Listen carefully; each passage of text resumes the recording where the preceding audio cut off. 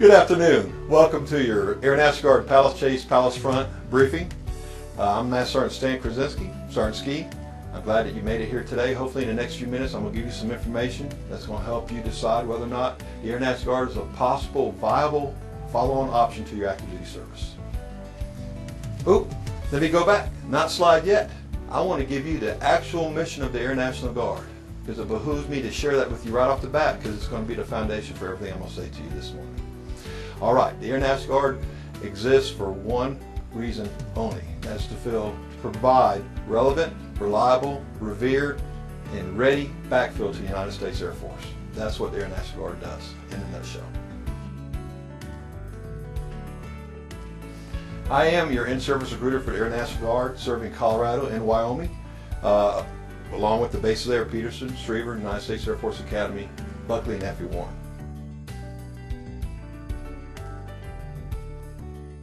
Who is the Air National Guard?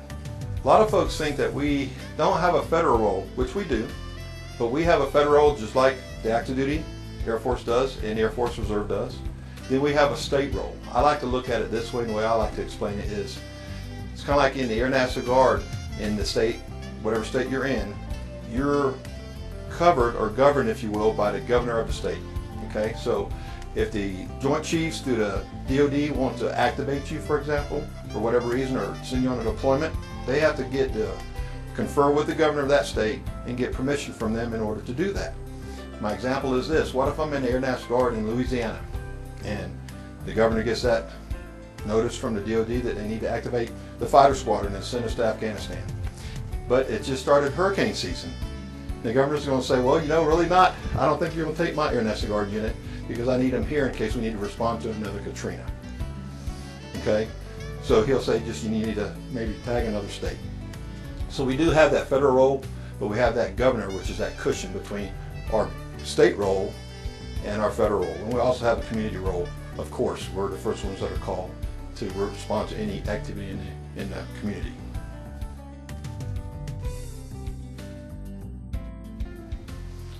As a member of the Air National Guard, there's a lot of benefits that come with that. Of course, having that piece of plastic in your back pocket, we all refer to as a CAT card. All the benefits that currently come with that, being an active duty member, you still keep all of those. As you can see on my slide, the benefits that you have, other than being part-time, you have all those same benefits, except for you lose one thing, which is TRICARE. Okay, and I'm going to explain that to you here in just a second. As you can see, the Air National Guard's in 50 states and 4 territories, and I recruit for all of those, so I can help you get back to wherever you're going back once you separate from active duty, wherever home is, or wherever your civilian employment takes you, or your school takes you, whatever. I can help you get to the closest Air Guard unit to where you're going to relocate to once you separate.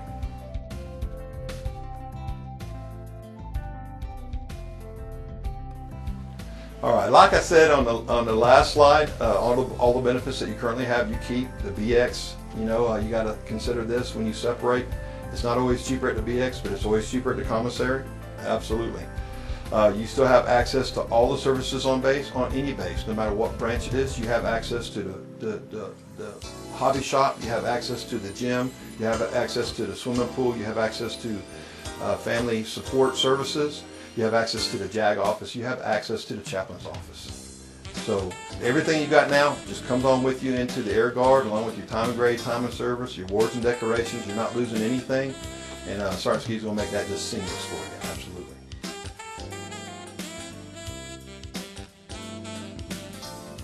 One topic I really do want to kind of touch on here real quick, and I'm going to bring it together right to the end with 2 other items that kind of all 3 go into my little Sergeant Ski package, is that when you separate from active duty, even though you're keeping everything that you currently have with your CAT card, your ID card, you're losing one thing. That's called TRICARE. You're going to lose your TRICARE. But as an Air Guardsman, you're going to have access to TRICARE Reserve Select. Incredible program. In my opinion, it's one of the best benefits we veterans have ever had, other than the Chapter 33 Post 9/11 GI Bill. And that's TRICARE Reserve Select. As a single person, how much is that going to cost you? $51 and some change a month. And as a family member, a married person with a spouse or children, it's $204 and some change a month. That's hard to beat. Compare that to any other benefit or any other program, nothing even stands up to that. So, and I'm going to bring it back around to that. Then also in the Air Guard, we want you to stay for 20 years or more. So I recently had a friend that retired from the Air Guard. Only thing he's ever done, only been at one base his whole life, 39 years. All right, with the Air National Guard, your affiliation with the Air National Guard, you also have a couple of other wonderful opportunities that may be bestowed upon you in the form of full-time employment. Every Air Guard base, believe it or not, is full-time. So, how many of those folks are actually full-time working? Well, 1/3 of the whole populace on the base are either technician or AGRs. Out of that 1/3, about 90%, 95% are technicians. The other 5-10% are AGRs. Those AGR positions are the coveted ones that people vie for, usually out of the technician pool. But you have that opportunity once you get in the Air Guard and get to your unit. You probably know what an AGR is, but a technician, it depends. Every state has different charters, legal charters that govern the technician program, so it'll be different in every state, and I'll let your gaining unit educate you on that when it comes time.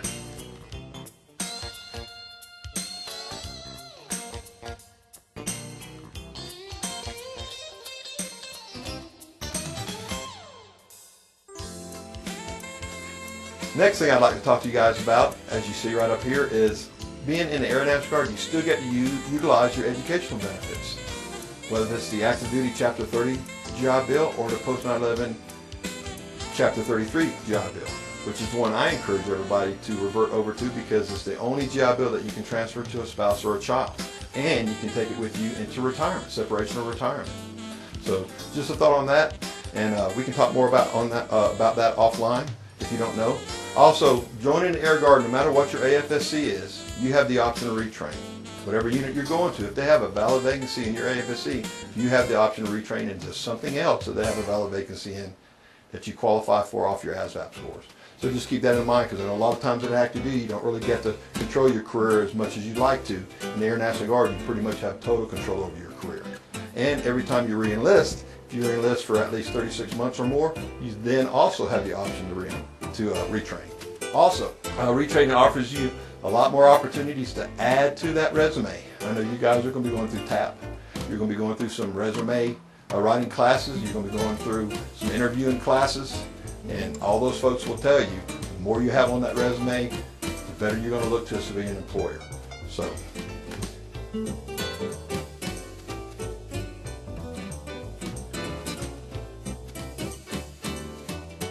all right, I know after all this information you guys are wondering, how in the world do I apply?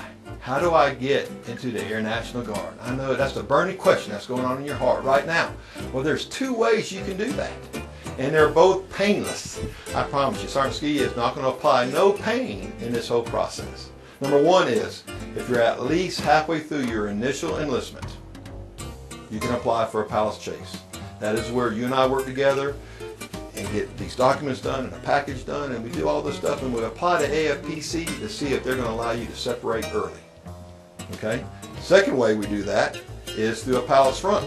You currently have a scheduled or set date of separation, DOS, set by the Active Duty Air Force. Okay? They know you're going to get out. AFPC knows you're getting out. So if you're looking to come into the Air Guard without a break in service and come straight in, after the day after your date of separation, AFPC is going to approve that. As long as we find a unit that has a vacancy for you or that you can retrain into that you're happy with, that's going to be close by where you're going to be living once you separate, it's a done deal. Palace front, we got you there.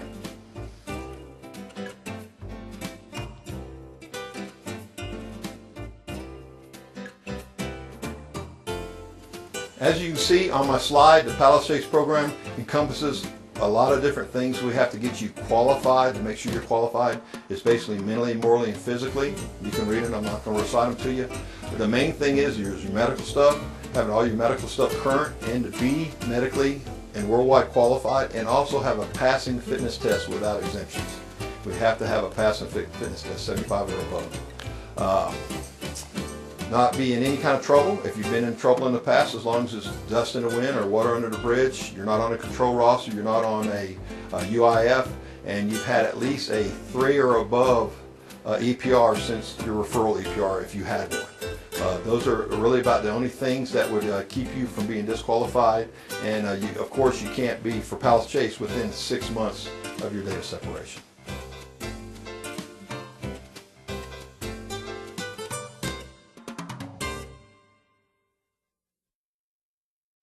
All right, now what I'm excited about for the Air National Guard is the Palace Front program. I am a Palace Front program kind of guy. I love it because it means that I'm going to be able to take care of you as long as I can make you happy and find a unit close by, like I said, where you're going to be moving back to once you separate.